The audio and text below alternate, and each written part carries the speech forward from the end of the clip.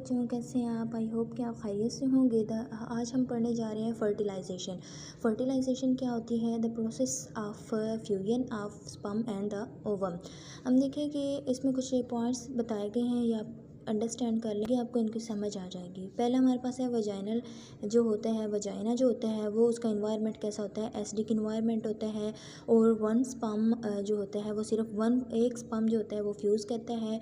और जब एजैकुलेशन होती है तब 200 से 300 मिलियंस जो हैं वो क्या होते हैं? स्पर्म रिलीज़ होते हैं। आगे देखिए हमारे पास क्या है कि मैंने बनाया है यूट्रस और ये फ्लोपियन ट्यूब। और ये देखें कि इसको क्या है हमारे पास। जो सबसे पहले देखें कि जो ओवम ग्राफियन हमने पढ़े थे, ग्राफियन फॉलिकल्स, वो क्या हुआ था? ओवुलेशन हमने पढ़ ली थी और उससे क्या हुआ था? ओवम रिलीज़ हुआ था। ये ओवम नहीं होता, ये सेकंड oocyte होता है। ओवम ये बाद में आगे जाके बनता है। आगे देखें कि ये हमारे पास क्या होता है कि ओवम जो है वो आगे की तरफ कैसे मूव करेगा। ह्यूमन बीइंग में सिर्फ जो स्पर्म है वो ही सिर्फ मोटिलिटी उसके पास होती है, ठीक है। और लेकिन अब देखें ओवम कैसे मूव करेगा। तो हमारे पास ये जो है यहाँ पर फ्लोपियन ट्यूब के अंदर सिलिएटेड कोलमनर एपिथेलियल होती है, जो कि क्या करते हैं? सीलिया जो है वो उसको आगे की तरफ मूव करवाते हैं, ठीक है। ओवम को आगे मूव करवा के ले जाते हैं। और आपने याद रखना है कि फ्लोपियन ट्यूब के जो एम्प्यूला पार्ट है उसके अंदर क्या होती है? हमारे पास फर्टिलाइजेशन होती है, ठीक है। अब एजैकुलेशन हो गई, बहुत सारे जो है हमारे पास वजाइना उसने सिक्रीशन की और एसिडिक इन्वायरमेंट होने की वजह से बहुत सारे जो स्पर्म हैं उनकी डेथ हो जाती है।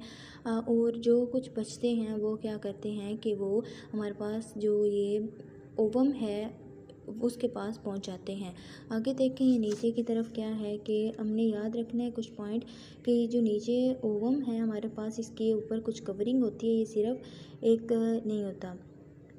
ये है सेकंड oocyte होता है, ठीक है। उसके बाद की तरफ ले क्या है हमारे पास? जोना प्लसूडा और क्या होती है? कोरोना रेडिएटा, ठीक है। ये इसके ऊपर कवरिंग मौजूद होती है, जो कि अभी तक हमारे पास जो फ्लोपियन ट्यूब में हमारे पास फ्लोपियन ट्यूब में पहुंचा है ना, इसको हम ओवम कह रहे हैं, वो हमारे पास इसके ऊपर ये कुछ कवरिंग होती है हमारे पास मौजूद होती हैं और इसको क्रॉस करने के बाद आगे ओवम बनता है। आगे के देखें क्या लिखा हुआ है कि कैपेसिटेशन रिएक्शन होता है। कैपेसिटेशन रिएक्शन क्या होता है कि ये हमारी जो वजाइनल सिक्रीशन होती है वो क्या करती है कि जो स्पर्म की प्लाज्मा मेम्ब्रेन है उसको रिमूव करती है, उसमें से कुछ कार्बोहाइड्रेट्स और प्रोटीन को रिमूव करती है और उसको क्या करती है? वीक करती है। ताकि हमने एक्रोसोम पढ़ा था, एक्रोसोम जो हमने स्पर्म का स्ट्रक्चर पढ़ा था उसमें एक्रोसोम थे नीचे की तरफ प्लाज्मा मेम्ब्रेन के नीचे। तो वो उनसे क्या होता है कि बाद में तभी फर्टिलाइजेशन हो सकती है, क्योंकि उन्होंने आगे जाके कुछ केमिकल्स रिलीज़, एंजाइम्स रिलीज़ करने होते हैं और जो कि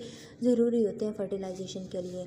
अब देखें नीचे हमारे पास क्या है, ये दिखाया गया और इसके ऊपर आपने देखें कि कोरोना रेडिएटा और जो जोना प्लसूडा है ना, इसके ऊपर कुछ रिसेप्टर होते हैं ZP3 रिसेप्टर्स, ठीक है। ये जो होते हैं ये रिसेप्टर जो होते हैं ये रिकोगनाइज़ करते हैं कि ये स्पर्म किसका है, यानी ह्यूमन बीइंग का है या फिर किसी और एनिमल का तो नहीं है, ठीक है। जो ये सिर्फ रिसेप्टर्स ह्यूमन स्पर्म को ही फर्टिलाइज़ होने देते हैं, ठीक है। अब इसमें कुछ पॉइंट लिखा हुआ था कि देखें एक पॉइंट है कि जब फ्यूजन तो एक ही से होगी ना, तो दूसरे कैसे रोकेंगे?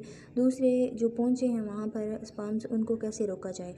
उनको होता है कि ब्लॉक टू पॉलीस्पर्मी कैसे होता है। दो इसके मेथड्स हैं, एक होता है फास्ट ब्लॉक होता है, दूसरा होता है स्लो ब्लॉक। फास्ट ब्लॉक में ये होगा कि जो हमारे पास ये ओवम है ये क्या करता है, इसकी जो मेम्ब्रेन होती है वो क्या हो जाती है, जब फर्स्ट अंदर चला जाता है ना, ये स्पर्म जब अंदर चला जाता है, स्पर्म टूटता है तो इसका न्यूक्लियस जो है वो हमारे पास क्या होता है कि अंदर जो सेकेंडरी oocyte था उसके अंदर उधर चला जाता है। और वहाँ पर वो जब पहुँच जाता है तो फिर क्या करता है कि ओवम का जो मेम्ब्रेन होती है वो इसको क्या कर देती है? ब्लॉक कर देती है और मज़ीद जो होते हैं स्पर्म नहीं आ सकते। तो इसको हम फास्ट ब्लॉक कहेंगे, डिसेंसिटाइज या डीपोलराइजेशन कह सकते हैं।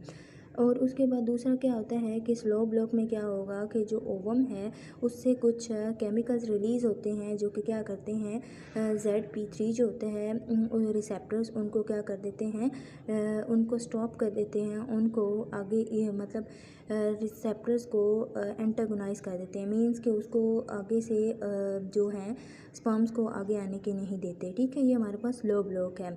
आगे देखें कि जो हमारे पास अभी ये सेकेंडरी oocyte था, ये इसमें मज़ीद हमने पढ़ा था मेटाफेज़ 2 तक जो है वो होती है हमारे पास। फिर ये क्या करेगा, मियोसिस 2 में मेटाफेज़ 2 के आगे दूसरी फेजेस को कंप्लीट करेगा और उसके बाद हमारे पास सेकंड पोलर बॉडी बनेगी, वो हमारे पास डीजनरेट हो जाएगी। और जो उसके बाद एक अलग दूसरी जो बनेगी वो क्या करेगी, वो हमारे पास स्पर्म के साथ फ्यूज़ करेगी। ठीक है, तो ये था हमारा